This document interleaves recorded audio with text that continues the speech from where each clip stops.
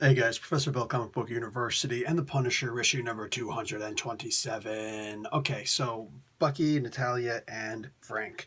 And Frank is in nothing but need, but man, he sure as heck doesn't know how to show it. So he's just riding Bucky the whole time, keeps on calling him son and all these young boy names, and it's like, Frank, don't you realize that you're actually a lot younger than Bucky? Hmm? So I do like that he cracked the joke that he was actually Cable. Don't you have some kind of techno-organic virus? Like, techno-organic, do you think I'm Cable? I died. I almost had to get up and walk away after reading that. That was good. Yeah, at the same time, though, Bucky never really had a comeback. And for me personally, that kind of bothers me a little bit because, I mean, like, freaking Winter Soldier, come on.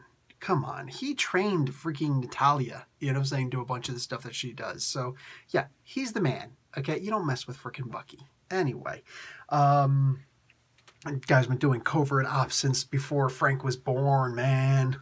So, anyway, at some point they go into a giant facility, a giant prison, and start shooting people up. And Baron Zemo opens up all the gates. He's like, "Oh, I'm here!" And all the floodgates open. Literally, like 488 prisoners. You see them all ticking down as the Punisher's just taking everybody. It's mostly the Punisher just taking everybody out and whatnot.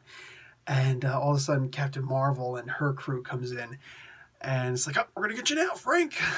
So it's a big cluster, but in the end, you realize what the goal seems to have been.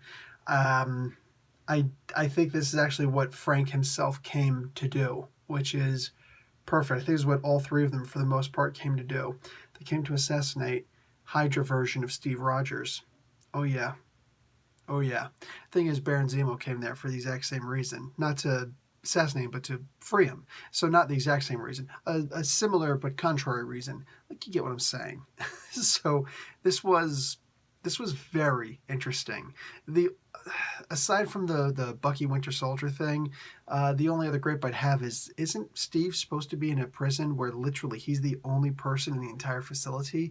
Because that's what I understood from the Captain America post-Civil War thing, post-Secret Empire thing, and from the Deadpool comic. So, interesting. I guess he got transferred after Deadpool destroyed his toilet. That could be a possibility. It's like, man, we only had one prisoner, so we only had one toilet. This toilet's destroyed. We're going to transfer you until we can repair the toilet. It doesn't take that much to bring in a new toilet. I'm just saying. It's more caulking than anything else. Not that I'm a plumber, but I'm a guy. And, you know, when you need stuff like that done, you call somebody in, you stand and you watch. Come on. I might as well have had an orange vest on. The point is that was kind of weird. But literally, that's the only thing I could really think of besides the mistreatment of Bucky. Practically the maltreatment of Bucky. But aside from that, this was really good. And then in the end, I guess we should have all expected him to show up to go after Frank, but whatever, it happens, and it's going to be front and center right in the next issue. Who? Buy the comic, dude. I'm not going to give you everything that happens in here. But this was really good. I definitely enjoyed this. There was a lot of tete-a-tete between he and Bucky, which I actually enjoyed. The guy in the restaurant, oh, that's something that always bugs me too. It's like, Frank is supposed to go check out Punisher Explained in a minute on Comic Book University. Punisher goes out of his way to eat healthy every time he gets the opportunity, all right? So him always stopping off at fast food restaurants, that's just not him. That's just not him. I can't see him go, ooh, a perfect amount of sour cream. Shut up. Frank ain't going to have no sour cream. Anyway, very enjoyable comic book. Literally, like, I'm just trying to nitpick things because the comic book is just so good. Like, there's got to be something bad in here. So, of course, I'm ragging on sour cream. Anyway, now I want to, man, I got to stop reading comic books in the middle of the night.